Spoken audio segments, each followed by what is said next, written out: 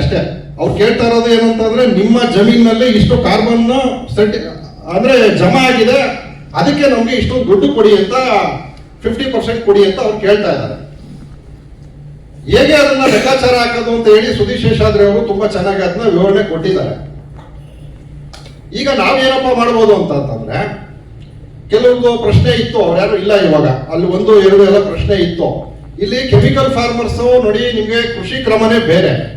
ಇಲ್ಲಿ chemical farming, ಪಾಳೆಕರ್ farming, ಸಹಜ ಬೇಸಾಯ, ಇನ್ನೊಂದು ಬೇಸಾಯ, ಅವು ಕೃಷಿಯ ಕ್ರಮಗಳು.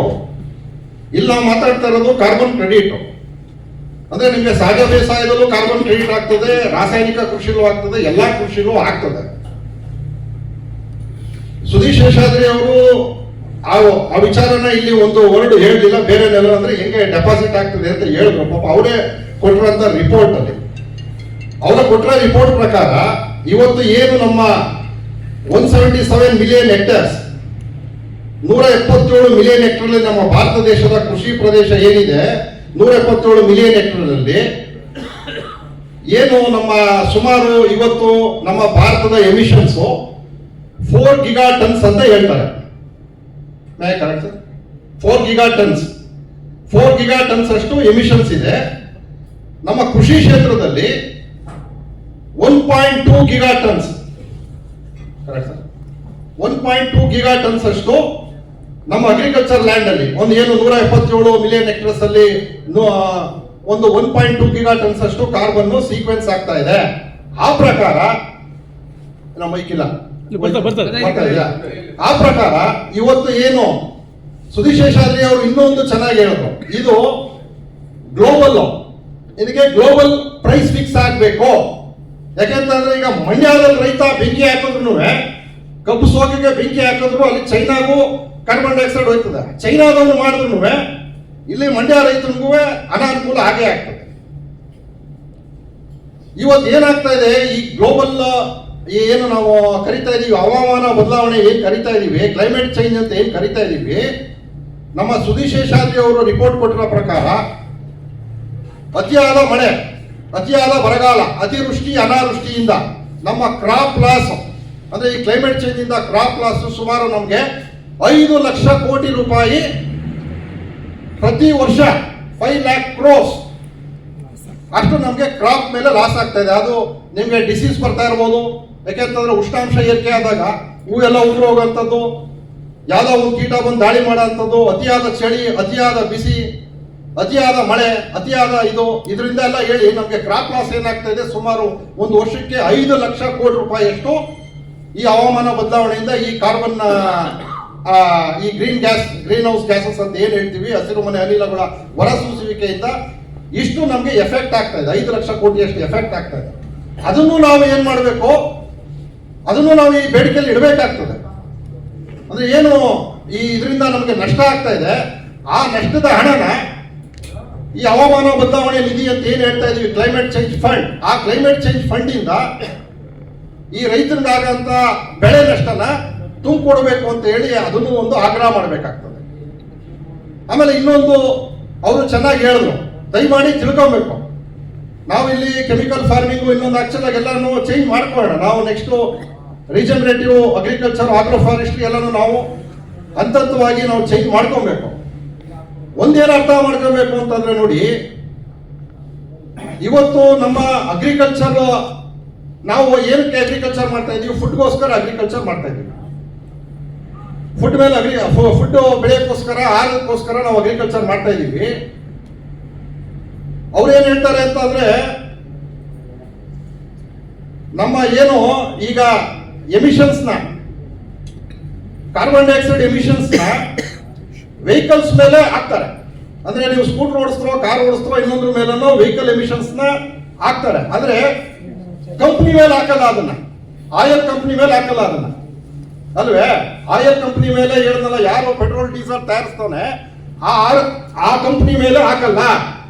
ಅದನ್ನ ಯಾರ ಮೇಲೆ ಹಾಕ್ತಾರೆ, ಸ್ಕೂಟರ್ ಮತ್ತೆ ಕಾರು, ಬಸ್ಸು ಓಡಿಸೋರ್ ಮೇಲೆ ಆ ಎಮಿಷನ್ಸ್ ನ ಲೆಕ್ಕ ತಗೋತಾರೆ. ಅದೇ ತರ ಇಲ್ಲಿ ಅಗ್ರಿಕಲ್ಚರ್ ಏನಾಗ್ತಾ ಇದೆ, ಅಗ್ರಿಕಲ್ಚರ್ ಎಮಿಷನ್ಸ್ ಅಂತ ತೋರಿಸ್ತಾ ಇದ್ದಾರೆ. ಅದೇನಾಗ್ಬೇಕು, ನಾವ್ ಯಾರು ಬೆಳೀತಾ ಇದೀವಿ ಅಂದ್ರೆ ನಾವು ಬೆಳೆದಿದ್ದನ್ನ ಯಾರೋ ಒಬ್ರು ತಿಂತಾ ಇದಾರಲ್ಲ, ಆ ತಿಂದವನ ಮೇಲೆ ಹಾಕ್ಬೇಕು ಅಂದ್ರೆ ಕಂಪ್ನಿಗೊಂದು ರೂಲ್ಸಾ ನಮ್ಗೊಂದು ರೂಲ್ಸಾ ಅದನ್ನ ಕೇಳ್ತಾ ಇದ್ದಾರೆ ಅವರು.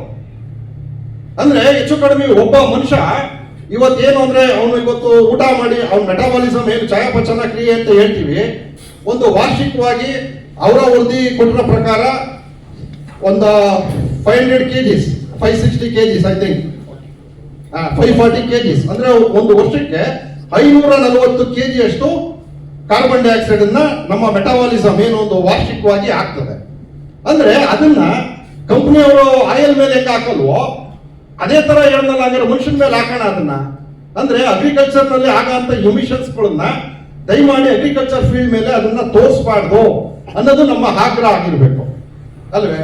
ಆಮೇಲೆ ಇವತ್ತೇನಾಗ್ತಾ ಇದೆ, ಈ ಕಾರ್ಬನ್ ಕ್ರೆಡಿಟ್ ಫಂಡ್ಸ್ ಏನ್ ಮಾಡ್ತಾ ಇದ್ದಾರೆ, ದೊಡ್ಡ ದೊಡ್ಡ ಮಲ್ಟಿನ್ಯಾಷನಲ್ ಕಂಪನೀಸ್ಗಳು, ನಾನು ಸೋಲಾರ್ ಎನರ್ಜಿ ತಯಾರಿಸ್ತೀನಿ, ನಾನು ಬ್ಯಾಟ್ರಿ ವೆಹಿಕಲ್ ಮಾಡ್ತೀನಿ, ಬೇರೆ ಏನೋ ವಿಂಡ್ ಮಿಲ್ ಮಾಡ್ತೀನಿ ಅಂತ ಹೇಳಿ ಕಾರ್ಬನ್ ಕ್ರೆಡಿಟ್ ಫಂಡ್ಸ್ಗಳೆಲ್ಲನೂ ಆ ಮಲ್ಟಿನ್ಯಾಷನಲ್ ಕಂಪನಿ ಸೋಲಾರ್ ಅವರು ಇನ್ನೊಂದು ಇದು ಮಾಡ್ತಾ ಇದ್ದಾರೆ. ದಯಮಾಡಿ ನಮ್ಮ ತಲೆಯಲ್ಲಿ ಒಂದು ಬರಬೇಕು, ಸೋಲಾರ್ ಎನರ್ಜಿ ಏನಾಗ್ಬಿಟ್ಟಿದೆ ಇವತ್ತು ಗ್ರೀನ್ ಎನರ್ಜಿ ಅಂತ ಹೇಳ್ಕೊಟ್ಬಿಟ್ಟಿದ್ದಾರೆ. ಅದು ನಮ್ಮ ಶಾಲಾ ಮಟ್ಟದಿಂದಲೂ ಗ್ರೀನ್ ಎನರ್ಜಿ ಅಂತ ಹೇಳ್ಕೊಟ್ಬಿಟ್ಟಿದ್ದಾರೆ. ಅದು ಗ್ರೀನ್ ಎನರ್ಜಿ ಅಲ್ಲ. ಇವತ್ತು ಆ ಸೋಲಾರ್ ಮಾಡೋಂಥ ಪದಾರ್ಥಗಳು ಏನು ಸೋಲಾರ್ನ ನೀವು ಮಾಡ್ತೀರಿ ಮತ್ತೆ ಬ್ಯಾಟ್ರಿಗಳನ್ನ ಮಾಡ್ತೀರಿ, ಅದು ಲಿಥಿಯಂ ಇರ್ಬೋದು, ಇನ್ನೊಂದು ನಮ್ಮ ಲೆಡ್ ಇರ್ಬೋದು, ಎಲ್ಲವೂ ನಾವು ಆಳವಾದ ಗಣಿಗಾರಿಕೆ ಡೀಪ್ ಮೈನಿಂಗ್ ಇಂದ ಬಂದಂತ ಅವು ಇನ್ನೂ ಬಹಳ ಹಾನಿಕರ. ಅವು ಆ ಬ್ಯಾಟ್ರಿ ವೆಹಿಕಲ್ಸ್ ಆಗ್ಬೋದು ಮತ್ತೆ ಸೋಲಾರ್ ಆಗ್ಬೋದು, ಅವು ಮುಂದಿನ ದಿನಗಳಲ್ಲಿ ನಾವು ಡಿಸ್ಪೋಸಲ್ಸ್ ಮಾಡಬೇಕಲ್ಲ, ಆ ಡಿಸ್ಪೋಸಲ್ಸ್ ಇನ್ನೂ ಬಹಳ ದೊಡ್ಡ ಮಟ್ಟದ ಒಂದು ಅಪಾಯಕ್ಕೆ ನಾವು ಸಿಗಾಕೋತೀವಿ. ಆಮೇಲೆ ನೋಡಿ, ಇವತ್ತು ಕಾರ್ಬನ್ ಕ್ರೆಡಿಟ್ ಫಂಡ್, ಈ ಕಾರ್ಬನ್ ಕ್ರೆಡಿಟ್ ಯೋಜನೆನ ಎಲ್ಲಿ ನಾವು ಸೀಕ್ವೆನ್ಸ್ ಮಾಡ್ಬೋದು? ನಮ್ಮ ಭೂಮಿಲಿ ಅವರು ಒಂದು ಹೇಳಿದ್ರು, ಒಂದು ಓಷನ್ ಒಂದು ಲ್ಯಾಂಡ್ ಅಂತ ಹೇಳಿದ್ರು.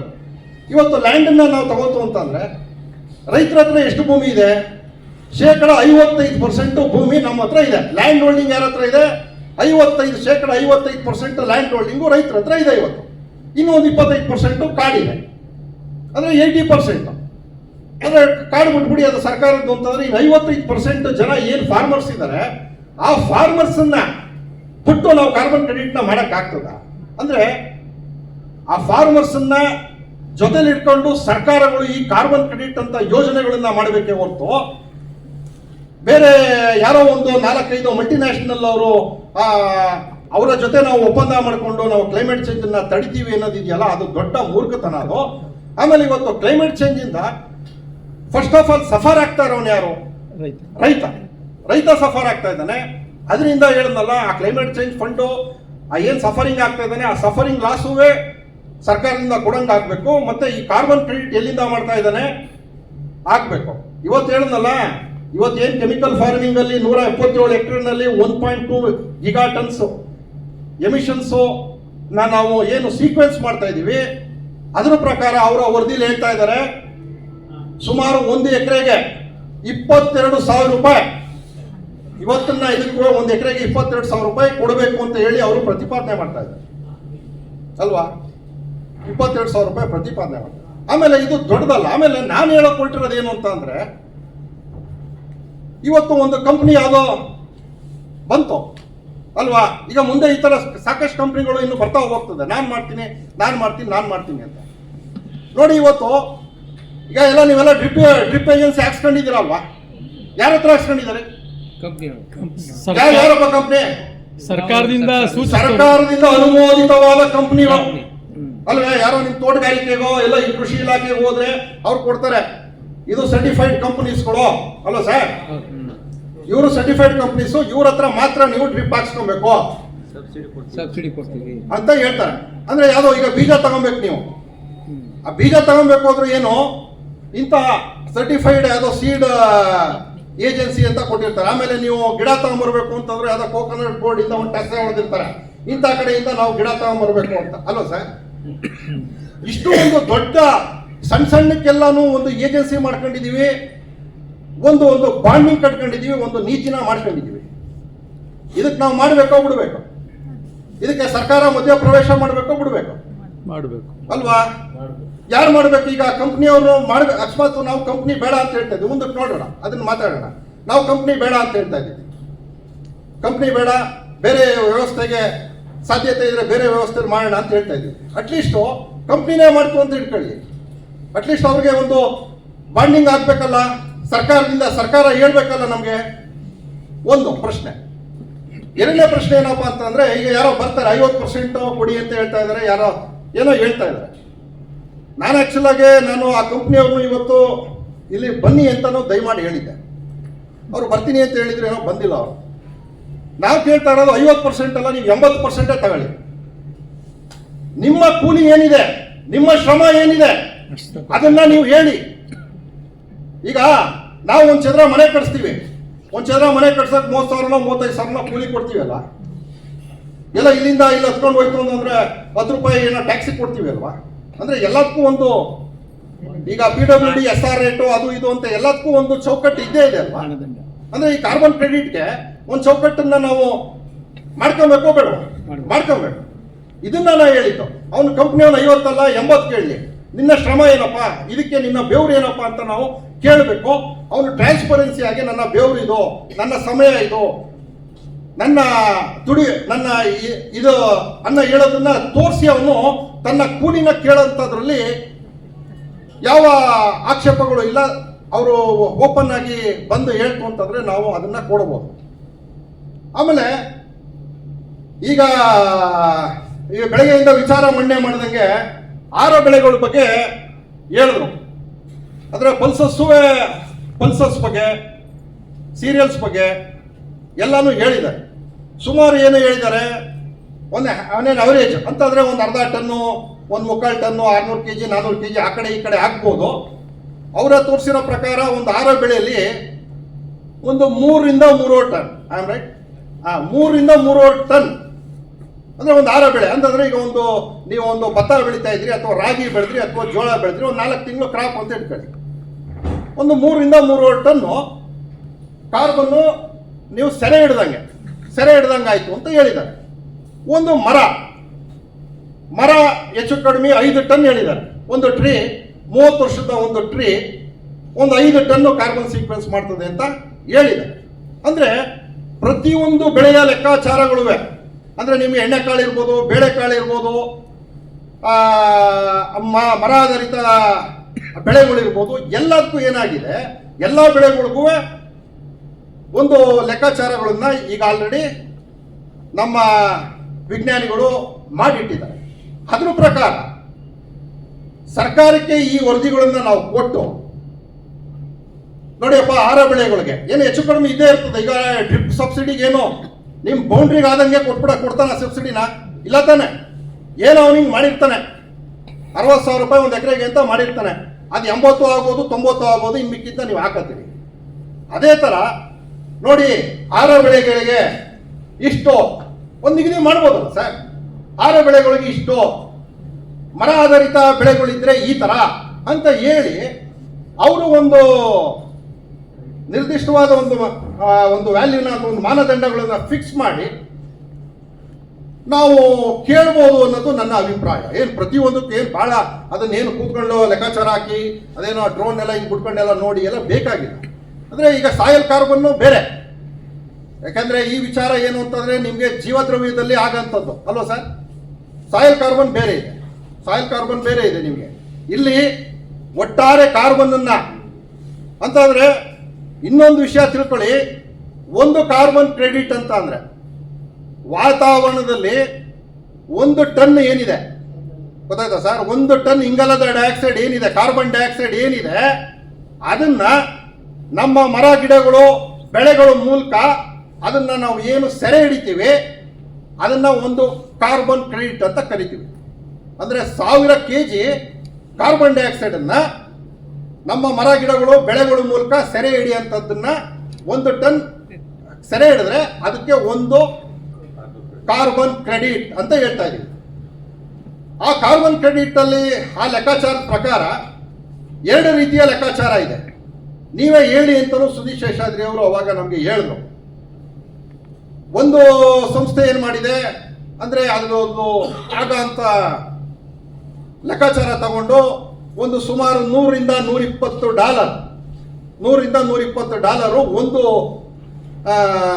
ಸಂಸ್ಥೆ ಮಾಡಿದೆ. ಅಂದರೆ $100-120 ಅಂದರೆ ನಮಗೆ ಒಂದು $8,000-10,000 ಅಂತ ಲೆಕ್ಕ ಹಾಕೊಬೋದು ಒಂದು ಕ್ರೆಡಿಟ್, ಅಂದರೆ ಒಂದು ಕಾರ್ಬನ್ ಕ್ರೆಡಿಟ್ಗೆ. ಇನ್ನೊಂದು ಸಂಸ್ಥೆ ವರ್ಲ್ಡ್ ಬ್ಯಾಂಕ್ ಅಂತ ಹೇಳಿದ್ರು. ವರ್ಲ್ಡ್ ಬ್ಯಾಂಕ್ ಅವ್ರು ಏನು ಮಾಡಿದ್ದಾರೆ, ಅದು ಭಾಳ ಒಳ್ಳೆಯದು. ಯಾಕಂದರೆ ಎಮಿಷನ್ಸ್ಗಳು ಕಡಿಮೆ ಆಗ್ತದೆ, ಆ ಥರ ಆದಾಗ ಎಮಿಷನ್ಸ್ಗಳು ಕಡಿಮೆ ಆಗ್ತದೆ. $250 ನಿಗದಿ ಮಾಡಿದ್ದಾರೆ ಅಂತ ಹೇಳಿದ್ರು. ಅಂದರೆ ಅವರು ಬರೀ ಇಲ್ಲಿ ಸೆರೆ ಹಿಡಿಯೋದು ಮಾತ್ರ ನೋಡ್ತಾ ಇದ್ದಾರೆ. ಆ ವರ್ಲ್ಡ್ ಬ್ಯಾಂಕ್ ಏನು ಮಾಡ್ತಾ ಇದೆ, ಆ ಕಾರ್ಬನ್ ಡೈಆಕ್ಸೈಡಿಂದ ಆಗ್ತಾ ಇರೋಂಥ ಒಂದು ಇಂಪ್ಯಾಕ್ಟ್, ಅಂದರೆ ಓಝೋನ್ ಲೇಯರ್ ಮೇಲೆ ಇರ್ಬೋದು, ಇನ್ನೊಂದು ಅಂತಂದ್ರೆ ಅದರಿಂದ ಆಗಂತ ಒಂದು ಡ್ಯಾಮೇಜಸ್ಸನ್ನು ಕೌಂಟ್ ಮಾಡಿ $250 ಅಂತ ಹೇಳ್ತಾ ಇದೆ ವರ್ಲ್ಡ್ ಬ್ಯಾಂಕ್. ನಿಜವಾಗ್ಲೂ ಆ ಲೆಕ್ಕಾಚಾರ ಬರಬೇಕು. ಅವಾಗ ಏನಾಗ್ತದೆ, ಸ್ವಲ್ಪ ಎಮಿಷನ್ಸ್ ಮಾಡೋನ್ಗೂ ಇವತ್ತು ಚೈನಾ ನಂಬರ್ 1 ಇದೆ. China is emitting around is in first place, I think is 26%. China first ಪ್ಲೇಸಲ್ಲಿ ಇದೆ, ಇವತ್ತು 26% ಎಮಿಷನ್ಸ್ ಮಾಡ್ತಾ ಇದೆ. ಅಂದರೆ ಚೈನಾದವ್ನು ಮಾಡ್ತು ಅಂತಂದರೆ ಇಲ್ಲಿ ನಮ್ಮ ಮಂಡ್ಯದ ರೈತರು, ಮೈಸೂರು ರೈತರು, ಅವ್ನು ಯಾರೋ ಎಮಿಷನ್ಸ್ ಮಾಡ್ತಂತಂದರೆ ನಮ್ಮ ಬೆಳೆಗಳನ್ನ ನಾವು ನಷ್ಟ ಮಾಡ್ಕೊತಾ ಇದ್ದೀವಿ, ನಮಗೆ ಜೀವಹಾನಿಗಳಾಗ್ತಾ ಇದೆ, ನಮ್ಮ ಮಣ್ಣು ಇದಾಗ್ತಾ ಇದೆ ಅಲ್ವಾ. ಅದರಿಂದ ಇದು ಬರೀ ಭಾರತದ ವಿಚಾರ, ಇನ್ನೊಂದು ವಿಚಾರ ಅಂತ ಅಲ್ಲ, ಇದು ಗ್ಲೋಬಲ್ ವಿಚಾರ. ಆಮೇಲೆ ಹೇಳಿದ್ರು, ಅದೇ ನಾನು ಆಗಲೇ ಮಾತಾಡಿದೆ, ಗ್ಲೋಬಲ್ ಇದನ್ನ ಏನು ಅಂತಂದರೆ ಈಗ ಭಾರತದಲ್ಲಿ ಇಷ್ಟು ದುಡ್ಡು ಅಷ್ಟು ದುಡ್ಡು ಅಂತ ಅಲ್ಲ ಇದು. ಅಂದರೆ ಇದು ಕ್ಲೈಮೇಟ್ ಚೇಂಜ್ ಫಂಡು ಒಟ್ಟಾರೆ ಒಂದೇ ಇರ್ತದೆ. ಯಾಕಂದರೆ ಯಾರು ಅಲ್ಲಿ ಅನಾಹುತ ಆದರೂ ನಮಗೂ ಅನಾಹುತ ಆಗ್ತದೆ, ನಾವು ಅನಾಹುತ ಮಾಡಿದ್ರು ಬೇರೆ ದೇಶಕ್ಕೂ ಅನಾಹುತ ಆಗೋದ್ರಿಂದ ಇದಕ್ಕೆ ಗ್ಲೋಬಲ್ ಪ್ರೈಸಿಂಗ್ ಫಿಕ್ಸ್ ಆಗಬೇಕು. ಅಂದರೆ ಎಲ್ಲ ಕಡೆನೂ ಇದಕ್ಕೆ ಒಂದೇ. ಮಂಡ್ಯದಲ್ಲೂ $100 ಇದ್ರೆ ಮಂಡ್ಯದಲ್ಲೂ $100, ಮ್ಯಾಂಚೆಸ್ಟರ್ $100 ಇದ್ರು ಮ್ಯಾಂಚೆಸ್ಟರ್ $100. ಅಲ್ಲಿ ಮ್ಯಾಂಚೆಸ್ಟರ್ಗೆ $100, ಇಲ್ಲಿ ಮಂಡ್ಯಲ್ಲಿ $10 ಇದಾಗಬಾರ್ದು. ಇದು ನಮ್ಮ ಒಂದು ಇದು. ಆಮೇಲೆ ಈಗ ಬಹುತೇಕ ಹೇಳಿದ್ನಲ್ಲ, ನಾವು ನೆಕ್ಸ್ಟು ವಿಚಾರದಲ್ಲಿ ಏನಾದ್ರು ಪ್ರಶ್ನೆ ಇತ್ತು ಅಂತಂದರೆ ನಾವು ಮುಂದಿನ ವಿಚಾರದಲ್ಲಿ ಚರ್ಚೆ ಮಾಡೋಣ. ಈಗ ಕೆಲವು ಈ ಸಭೆಯ ಮುಂದೆ ಈ ಸಭೆ ಇದನ್ನು ನಾವು ಹೇಗೆ ತಗೊಂಡು ಹೋಗ್ಬೇಕು, ಯಾಕೆಂತಂದರೆ ಇದಕ್ಕೆ ನಮಗೆ ಈಗ ಆಕ್ಚುಲಾಗಿ ಸೆಂಟ್ರಲ್ ಗೌರ್ಮೆಂಟ್ ಏನು ಮಾಡ್ತಾ ಇದೆ, ಒಂದು ಕಾರ್ಬನ್ ಟ್ರೇಡಿಂಗ್ ಸಿಸ್ಟಮ್ ಅಂತ ಏನೋ ಒಂದು ಪಾಲಿಸಿ ಮಾಡ್ತಾ ಇತ್ತು. ಮಧ್ಯದಲ್ಲಿ ಲೋಕಸಭೆ ಎಲೆಕ್ಷನ್ಸ್ ಬಂತು, ಅದೇನೋ ಪುನಃ ನಿಂತೋಯ್ತು, ಪುನಃ ಏನಾಗಿದೆ ಗೊತ್ತಿಲ್ಲ. ಕಾರ್ಬನ್ ಟ್ರೇಡಿಂಗ್ ಪಾಲಿಸಿ ಅಂತ ಒಂದು ಮಾಡ್ತಾ ಇದ್ದಾರೆ. ಅಂದರೆ ಅವ್ರು ಮಾಡಿ ಆ್ಯಕ್ಚುಲಾಗಿ ಆ ಸ್ಟೇಟ್ಗಳಿಗೆ ಕೇಳಿದ್ರು, ಯತಿರಾಜ್ ಅವರು ಅದನ್ನು ಭಾಳ ಸ್ಪಷ್ಟವಾಗಿ ಹೇಳಿದ್ರು. ಟ್ರೇಡಿಂಗು ಅದು ಇದಕ್ಕೆ ಇದು ಬರ್ತದೆ, agriculture is a purely A state subject. Agriculture is a state subject. ಯಾರೋ ಅದು ಇದು ಕನ್ಕರೆಂಟ್ ಯಾವುದೋ ಇದು ಎರಡೂ ಬರ್ತದೆ ಅಂತ ಹೇಳಿದ್ರು. ಅಗ್ರಿಕಲ್ಚರ್ದು ಪ್ಯೂರ್ಲಿ ಸ್ಟೇಟ್ ಸಬ್ಜೆಕ್ಟ್. ಈಗ ಹೇಳಿದ್ನಲ್ಲ, ಸೆಂಟ್ರಲ್ ಗೌರ್ಮೆಂಟಿಂದ ಒಂದು ಪಾಲಿಸಿ ಆಗಿ ಅವರೆಲ್ಲ ಸ್ಟೇಟ್ಸ್ಗಳಿಗೆ ಅವರ ಗೈಡ್ಲೈನ್ಸ್ಗಳನ್ನ ಕೊಡ್ಬೋದು. ಇಲ್ಲಿ ತಾವು ಈ ಮುಂದಕ್ಕೆ ಇದನ್ನ ಕಾರ್ಬನ್ ಕ್ರೆಡಿಟ್ ನಾವು ಮಾತಾಡಿದ್ವಿ. ಪಾಪ ಒಬ್ರು ಆಲ್ರೆಡಿ ಅವರು ಅಸಮಾಧಾನ ಮಾಡ್ಕೊಂಡು ಎದ್ದೋದ್ರು. ನಾನೇನೋ ಬಂದಿದ್ದೆ, ನೀವೇನು ಕೊಟ್ರಿ ಅಂತ ಕೇಳಿದ್ರು. ಇಲ್ಲಿ ನಾನು ಕೊಡೋಂಥದ್ದು ಏನೂ ಇಲ್ಲ, ನಾನೇನು ತಗೊಂಬಂದಿಲ್ಲ ಕೊಡೋಕ್ಕೆ. ನಾವು ಜ್ಞಾನ ಕೊಡ್ಬೋದು, ಇಲ್ಲ ಅವ್ರದ್ದು ಮುಕ್ತವಾದ ಆಹ್ವಾನ ಇರ್ತದೆ ಸರ್, ಮುಕ್ತವಾಗಿ ನಾವು ಜ್ಞಾನ ಕೊಡ್ಬೋದು. ಯಾಕೆಂತಂದ್ರೆ ನಮ್ಗೆ ಈ ರೀತಿಯಾಗಿ ಆಗ್ತಾ ಇದೆ ಅಂತ ನಾವು ಹೇಳ್ತಾ ಇದ್ದೀವಿ. ಆಮೇಲೆ ಹೇಳಿದ್ನಲ್ಲ ಸರ್, ಇದು ಸಿಸ್ಟಮ್ಮು ಅದು ಅಗ್ರಿಕಲ್ಚರ್ ಸಿಸ್ಟಮ್ ಬೇರೆ ಸರ್, ಪಾಳೇಕರ್ ಸಿಸ್ಟಮು ಎಲ್ಲ ಸಿಸ್ಟಮು ಬೇರೆ. ಬಟ್ ಆ ರೀಜನರೇಟಿವ್ ನಾವು ಅಗ್ರಿಕಲ್ಚರ್ ಓಲೇಬೇಕು ಇವತ್ತು, ಅದು ಬೇರೆ ಸಬ್ಜೆಕ್ಟ್. ಅದರಿಂದ ಇಂಪ್ಯಾಕ್ಟ್ಗಳು ಏನೇನು ಆಗ್ತಾ ಇದೆ, ಇನ್ನು ಮುಂದಕ್ಕೆ ನೀವು ಕೃಷಿ ಮಾಡೋಕ್ಕಾಗಲ್ಲ. ಯಾಕೆಂತಂದ್ರೆ ನೀವು ಚೇಂಜ್ ಆಗಲಿಲ್ಲ ಅಂತಂದರೆ, ಇದೇ ನಾನು ಕೆಮಿಕಲ್ ಹಿಡ್ಕೊಂಡು ಏನಾರು ಆಟ ಆಡ್ತೀನಿ ಅಂದರೆ ಖಂಡಿತ ಆಗಲ್ಲ. ಕೃಷಿ ಅಲ್ಲ, ನಾವು ಉಳಿಯಲ್ಲ. ಇಷ್ಟೊಂದು ಗಾಢವಾದ ಪರಿಸ್ಥಿತಿಗೆ ನಾವು ತಲುಪ್ತಾ ಇದ್ದೀವಿ. ಅದೊಂದು. ಈಗ ನೋಡಿ, ಈಗ ಇದನ್ನ ಮುಂದಕ್ಕೆ ನಾವು ಇದು ಒಂದು ಚಳುವಳಿಯ ಸ್ವರೂಪವಾಗಿ ನಾವು ಇದನ್ನ ದೊಡ್ಡ ಮಟ್ಟದಲ್ಲಿ ನಾವು ತಗೊಂಡು ಹೋಗ್ಬೇಕಾಗಿದೆ ಸರ್. ಇದು ಸರ್ಕಾರದ ಲೆವೆಲ್ಗೆ ತಗೊಂಡು ಹೋಗ್ಬೇಕಾಗಿದೆ, ಪಾಲಿಸಿ ಮಾಡಬೇಕಾಗಿದೆ. ಅದಕ್ಕೆ ನಾನು ಒಂದಷ್ಟು ಮತ್ತೆ ಮಂಜುನಾಥ್ ಅವರು ಸೇರಿ ಒಂದಷ್ಟು ಅಂದ್ರೆ ಒಂದು 4-5 ಬೇಡಿಕೆ, ಈ ಬೇಡಿಕೆಗಳ ಬಗ್ಗೆ ಮತ್ತೆ ಆ ಬೇಡಿಕೆಗಳನ್ನ ಮುಂದಕ್ಕೆ ಹೇಗೆ ನಾವು ಚಾಲನೆ ಕೊಡಬೇಕು ಅನ್ನೋದ್ರ ಬಗ್ಗೆ ಮುಂದಿನ ವಿಚಾರಗಳು ಇರಬೇಕು. ಮತ್ತೆ ಜೊತೆಗೆ ನಾವು ಕೆಲಸ ಮಾಡಬೇಕು. ಅಂದರೆ ಆ ತಾಲೂಕ್ ಲೆವೆಲಲ್ಲಿ ಆ ಜಿಲ್ಲಾ ಮಟ್ಟದಲ್ಲಿ ನಾವು ಕೆಲಸ ಮಾಡೋಂಥದ್ದು ಆಗಬೇಕಾಗಿದೆ. ಈಗ ನಮ್ಮ ಬೇಡಿಕೆಗಳು ಹೇಗಿದೆ ಅಂತಂತಂದ್ರೆ ನೋಡಿ, ಮೊದಲೇ ಬೇಡಿಕೆ carbon compensation to all crops and all farmers ಅಂತಂದ್ರೆ ಈ ಕಾರ್ಬನ್ದು ಏನು ಕ್ರೆಡಿಟ್ ಕೇಳ್ತಾ ಇದ್ದೀವಿ, ಇಂಗಾಲದ ಆದಾಯ ಎಲ್ಲ ರೈತರಿಗೂ ಎಲ್ಲ ಬೆಳೆಗಳಿಗೂ ಸಂದಾಯವಾಗಲಿ ಅಂತ. ಇಂಗಾಲದ ಆದಾಯ ಎಲ್ಲ ರೈತರಿಗೂ, ಆ ರೈತ ಈ ರೈತ, ಕೆಮಿಕಲ್ ರೈತ, ಸಾವಯವ ರೈತ, ಸಹಜ ರೈತ ಯಾರೂ ಇಲ್ಲ. ಇಂಗಾಲದ ಆದಾಯ ಎಲ್ಲ ರೈತರಿಗೂ ಸಂದಾಯವಾಗಲಿ, ಎಲ್ಲ ಬೆಳೆಗಳಿಗೂ ಎಲ್ಲ ರೈತರಿಗೂ ಸಂದಾಯವಾಗಲಿ ಅನ್ನೋದು ನಮ್ಮ ರೈತ ಚಳುವಳಿಯ ಮೊದಲನೇ ಬೇಡಿಕೆ ಅಂತ ನಾವು ಇಟ್ಕೊಂಡಿದ್ದೀವಿ. ಎರಡನೇ ಬೇಡಿಕೆಯಾಗಿ carbon compensation needs to be scientifically worked out by government for both old and new practicing farmers. ಇದನ್ನ ನಾವು ಏನಕ್ಕಪ್ಪ ಈ ವಿಚಾರ ಇಟ್ವಿ ಅಂತಂದ್ರೆ, ಮೊನ್ನೆ ನನಗೆ ಯಾರೋ ಫೋನ್ ಮಾಡಿದ್ರು, ಸರ್ ಕಾರ್ಬನ್ ಕ್ರೆಡಿಟ್ ಏನೋ ಮಾತಾಡಿದ್ರಂತಲ್ಲ, ಒಳ್ಳೇದು ಸರ್, ಹಂಗೆ ಹಿಂಗೆ. ಹೌದು, ಹೊಸದಾಗಿ ಮಾತ್ರ ಮರ ಹಾಕ್ತವ್ರಿಗೆ ಮಾತ್ರ ಕಾರ್ಬನ್ ಕ್ರೆಡಿಟ್ ಕೊಡ್ತಾರಂತಲ್ಲ ಸರ್, ಹಳೆ ತೋಟದವ್ರು ಕೊಡೋದು ಅಂತಲ್ಲ ಸರ್ ಅಂತ. ಅಲ್ಲ, ಅದಕ್ಕೋಸ್ಕರ ಈ ಬೇಡಿಕೆನ ನಾವು ಸೇರಿಸ್ಬೇಕಾಗಿತ್ತು. ಅಂದ್ರೆ ಹೊಸದಾಗಿ ಗಿಡ ನೆಡೋರ್ಗೆ ಮಾತ್ರ ಈಗ ಕೊಡ್ತಾ ಇದ್ದೀವಿ, ಹಳಬ್ರು ಹಳ ತೋಟ ಇದ್ರೆ ಇನ್ನೊಬ್ರು ಇದ್ರೆ ಅವ್ರಿಗೆ ಯಾರಿಗೂ ಕೊಡಲ್ಲ ಅಂತ ಏನೋ ಹೇಳ್ತಾ ಇದ್ದಾರೆ, ಈ ತರ ವಿಚಾರ ಬಂತು ಅಂತ ಅಂದ್ರು. ನನಗೆ ಇಲ್ಲಪ್ಪ ಆ ವಿಚಾರ ಏನು ಗೊತ್ತಿಲ್ಲ, ಆ ರೀತಿ ಆಗ್ಲೂ ಕೊಡ್ದೋದು ಅಂತ ಹೇಳಿದೆ. ಅಂದ್ರೆ ನಮ್ಮ ಅದು ಯಾವುದೇ ಪ್ರಾಕ್ಟೀಸಲ್ಲಿ ಇರಲಿ ಸರ್, ಹಳೆ ಪ್ರಾಕ್ಟೀಸು ಹೊಸ ಪ್ರಾಕ್ಟೀಸಲ್ಲಿ ಆಲ್ರೆಡಿ ಏನು ಮಾಡಿದ್ದಾರೆ ಎಲ್ಲ ಫಾರ್ಮರ್ಸ್ಗಳಿಗೂ, ಅದು ಓಲ್ಡ್ ಪ್ಲಾಂಟೇಶನ್ಸ್ ಇರ್ಬೋದು, ನ್ಯೂ ಪ್ಲಾಂಟೇಶನ್ಸ್ ಇರ್ಬೋದು, ಎಲ್ಲ ಪ್ಲಾಂಟೇಶನ್ಸ್ಗಳಿಗೂ ನೀವು ಅಥವಾ ಓಲ್ಡು ಎರಡಕ್ಕೂ ಒಂದು ಮಾದರಿನ ಮಾಡೋಂಥದ್ದು ಇರಬೇಕು. ಅದನ್ನ ಸೈಂಟಿಫಿಕ್ ಆಗಿ ಅಂತಂದ್ರೆ ವೈಜ್ಞಾನಿಕವಾಗಿ ಸರ್ಕಾರ ದೃಢೀಕರಿಸಬೇಕು ಅಲ್ಲ ಸರ್. ಈಗ ಸುದೀಶ್ ಶೇಷಾದ್ರಿ ಅಂತ ಅವರ ಟೀಮು ಸಾಕಷ್ಟಿದೆ, ಪ್ರತಿಯೊಂದು ಬೆಳೆಗಳ ಮೇಲೂ ಮಾಡಿದ್ದಾರೆ. ಸರ್ಕಾರ ವರದಿ ಕೇಳ್ತು ಅಂತಂದ್ರೆ ಅವರು ಪಾಪ ಅವ್ರೇನು ವರದಿ ಏನು ಮುಚ್ಚಿಟ್ಕೊಂಡಿಲ್ಲ, ಪಬ್ಲಿಕ್ ಆಗಿ ಡಾಕ್ಯುಮೆಂಟ್ ಮಾಡಿದ್ದಾರೆ, ಅವರು ಪಬ್ಲಿಕ್ ಆಗಿ ಬಿಟ್ಟಿದ್ದಾರೆ, ನೀವು ಓದ್ಬೋದು ಅವ್ರ ವೆಬ್ಸೈಟ್ಗಳಲ್ಲಿ ಹೋಗಿ. ಅಂಥದ್ರಲ್ಲಿ ಸರ್ಕಾರ ಅವರಂತ ಕೂರಿಸಿ ಇಂತಿಂಥ ಬೆಳೆಗೆ ಹಿಂಗೆ ನಿಗದಿ ಮಾಡಿ ಕೊಡ್ಬೋದಲ್ವಾ? ಅಂದ್ರೆ ಸೈಂಟಿಫಿಕಲಿ, ಯಾಕಂದ್ರೆ ಅವರು ಸೈಂಟಿಫಿಕ್ ಆಗಿ ಅದನ್ನ ಮಾಡಿಟ್ಟಿದ್ದಾರೆ.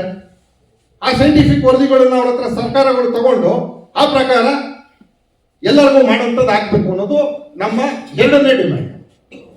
ಈ ಮೂರನೇ demand, carbon credit should be the manifesto of farmers movement. ದಯಮಾಡಿ ನಾನು ಹೇಳ್ದಲ್ಲ, ನನಗೆ ಹೇಳಿದಲ್ಲ ಸರ್, ನಾನು ಇವತ್ತು ಕೃಷಿಕ ಆಗಬೇಕು ಅಂತಂದ್ರು ರೈತ ಸಂಘದ ಒಂದು ಪ್ರೇರಣೆನೇ ನಮಗೆ ಕಾರಣ. ಅದರಲ್ಲಿ ಫಸ್ಟ್ ಆಫ್ ಆಲ್ ನಂಜುಂಡಸ್ವಾಮಿ ಅವ್ರ ಪ್ರೇರಣೆ. ನಾನು ಹೇಳ್ದಲ್ಲ, ರೈತರಿಗೆ ಹೇಳ್ದಲ್ಲ ಸರ್, ನಮ್ಮ ಈ ವಿಚಾರ ಹೇಳ್ದಲ್ಲ, ನಾವು ಬರೀ ಕಬ್ಬನ್ ಫ್ಯಾಕ್ಟ್ರಿ ಮುಂದೆ ಕೂತ್ಕೊಂಡು 100 ರೂಪಾಯಿ ಕೊಡಿ 100 ರೂಪಾಯಿ ಕೊಡಿ 200 ರೂಪಾಯಿ ಕೊಡಿ ಅಂತ ನಾವು ಸ್ಟ್ರೈಕ್ ಮಾಡೋದ್ರ ಜೊತೆಗೆ MSP ಕೊಡಿ ಅಂತ ಕೇಳೋದ್ರ ಜೊತೆಗೆ ನಮ್ಮ ಇವತ್ತು ಏನು ರೈತ ಚಳವಳಿ ಇದೆ, ನಾವು MSP ಕೇಳ್ತಾ ಇದೀವಲ್ಲ, ಆ ರೈತ ಚಳವಳಿಯ ಮುಖ್ಯ ಧ್ಯೇಯ ಈಗ ಇವತ್ತಿನಿಂದ ಈ ಕ್ಷಣದಿಂದ ಏನಾಗಬೇಕು, ನಮ್ಮ ರೈತ ಚಳವಳಿಯಲ್ಲಿ ಹೋರಾಟ ಕಾರ್ಬನ್ ಕ್ರೆಡಿಟ್ ರೈತರಿಗೆ ಸಿಗಬೇಕು ಅನ್ನೋ ಒಂದು ಹೋರಾಟಗಳನ್ನ, ಮತ್ತೆ ಇದು ನಮ್ಮ ಧ್ಯೇಯ ವಾಕ್ಯ ಆಗ್ಬೇಕು. ನಾವು ಏನು MSP ಕೇಳ್ತಾ ಇದೀವಿ, MSP ಯಾವ ತರ ಕೇಳ್ತಾ ಇದೀವಿ, ಅದೇ ರೀತಿ ನಮ್ಗೆ ಕಾರ್ಬನ್ ಕ್ರೆಡಿಟ್ ಅನ್ನ ಕೊಡಬೇಕು ಅಂತ ಹೇಳಿ ನಾಳೆಯಿಂದ ಅಥವಾ ಇವತ್ತಿಂದ ಈ ಕ್ಷಣದಿಂದನೇ ಘೋಷಣೆಗಳು ಮೊಳಗಬೇಕು. ಜೊತೆಗೆ ಆ ನಿಟ್ಟಿನಲ್ಲಿ ನಾವು ಆಗ್ಬೇಕು.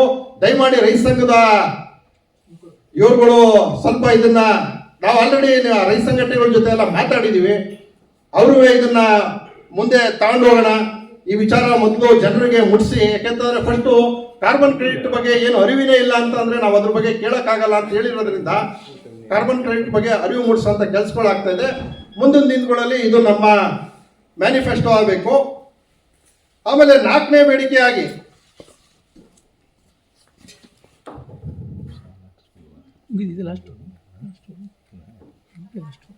ಸರ್ 4ನೇ ಬೇಡಿಕೆಯಾಗಿ ministry of forest and environment should allow a new wing in its department and shall take due responsibility to analyze, execute and to make sure carbon credit should reach every individual farmer. ನೋಡಿ sir, ಈಗ ಇದು ಯಾರಿಗೆ ಬರ್ತದೆ? ಅರಣ್ಯ ಮತ್ತು ಪರಿಸರ ಇಲಾಖೆಗೆ ಬರ್ತದೆ ಅಲ್ವಾ ಸರ್? ಅರಣ್ಯ ಮತ್ತು ಪರಿಸರ ಇಲಾಖೆ ನಮ್ಮಲ್ಲಿ ಆಲ್ರೆಡಿ ಗೌರ್ಮೆಂಟ್ ಅಲ್ಲಿ ಇದೆ. ಈ ಅರಣ್ಯ ಮತ್ತು ಪರಿಸರ ಇಲಾಖೆಯವರು ಇದನ್ನ ಎಕ್ಸಿಕ್ಯೂಟ್ ಮಾಡೋ ಅಂತ ಒಂದು ಇದನ್ನ ಅವ್ರಿಗೆ ವಹಿಸಿದ್ರೆ ಅವ್ರು ಮಾಡ್ಬೋದು. ಇದೇನು ಬಹಳ ದೊಡ್ಡ ಕೆಲಸ ಏನೂ ಅಲ್ಲ. ಯಾಕಂತಂದ್ರೆ ಇದನ್ನ ಬಹಳ ಸರಳವಾಗಿ ನಿಮಗೆ ತಿಳಿಸಿದ್ದಾರೆ.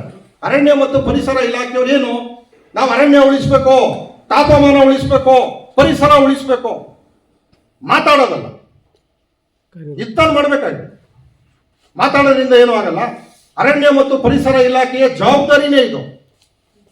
ಯಾಕಂದ್ರೆ ಇವತ್ತು ಧರೆ ಎತ್ತಿ ಉರಿತಾ ಇದೆ.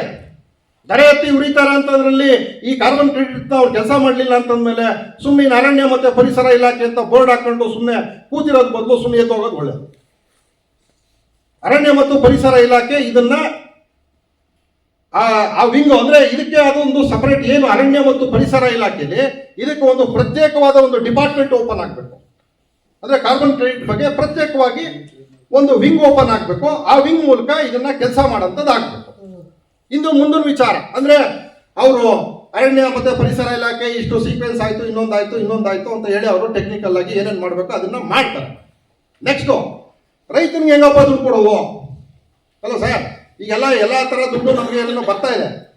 ಇದನ್ನ carbon credit should flow through panchayat raj system with complete transparency and accountability.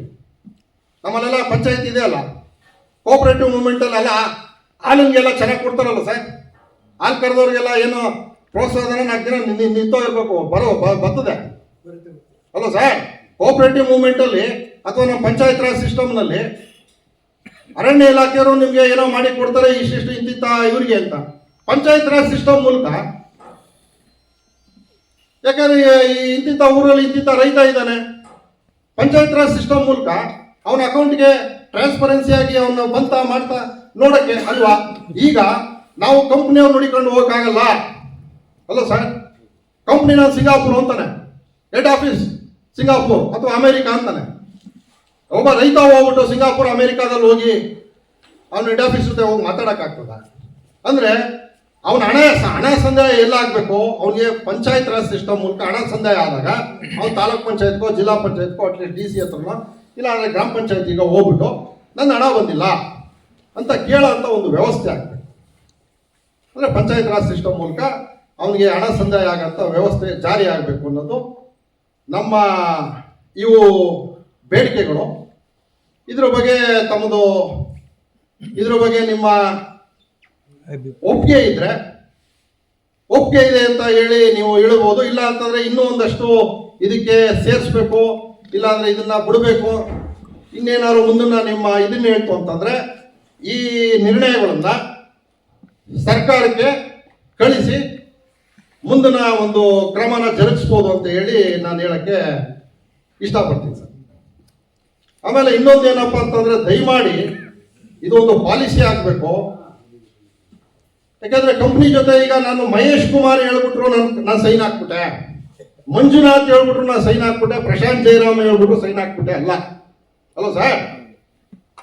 ಆ ಕಂಪ್ನಿ ಹೇಳ್ದಲ್ಲ ಒಂದು ಚೌಕಟ್ಟಿನಲ್ಲಿ ಇರಬೇಕು. ಆ ಚೌಕಟ್ಟಿನಲ್ಲಿ ಇದ್ದಾಗ ಏನೋ ಒಂದು ನೀವು ಅಂದ್ರೆ ಒಂದು ಸರ್ಕಾರ ಏನೋ ಅದಕ್ಕೆ ಒಂದು ಅಧಿಕೃತವಾದ ಮಾನ್ಯತೆ ಕೊಟ್ಟಾಗ ಹಾಕೊಬೇಕೇ ಹೊರತು ನಾನು ಹೇಳಿದೆ ಸೈನ್ ಹಾಕ್ತೆ, ಇನ್ನೊಬ್ಬ ಹೇಳಿದೆ ಸೈನ್ ಹಾಕದೆ ಇದು ಹಾಕ್ಕೂಡ್ದು ಇದು ಅದು ಸಿಸ್ಟಮ್ ಅಲ್ಲಿ ಆ ರೀತಿ ವರ್ಕ್ ಆಗಲ್ಲ. ದಯಮಾಡಿ ಇದನ್ನ ನಾವು ಅರ್ಥ ಮಾಡ್ಕೊಬೇಕು. ಇನ್ನೇನಾದ್ರು ಬೇಡಿಕೆ ಏನಾದ್ರು ಇದಕ್ಕೆ ಸೇರ್ಸತ್ರ ಇದ್ರೆ ದಯಮಾಡಿ ತಾವುಗಳು ಏನಾದ್ರು ಹೇಳ್ಬೋದು ಸರ್. ಮಹೇಶ್ ಕುಮಾರ್ ತಾವು ಇನ್ನ ಮಾತಾಡಿ ಸರ್. ಯಾರಿದ್ರು ದಯವಿಟ್ಟು ಈಗ 5 ಬೇಡಿಕೆಗಳನ್ನ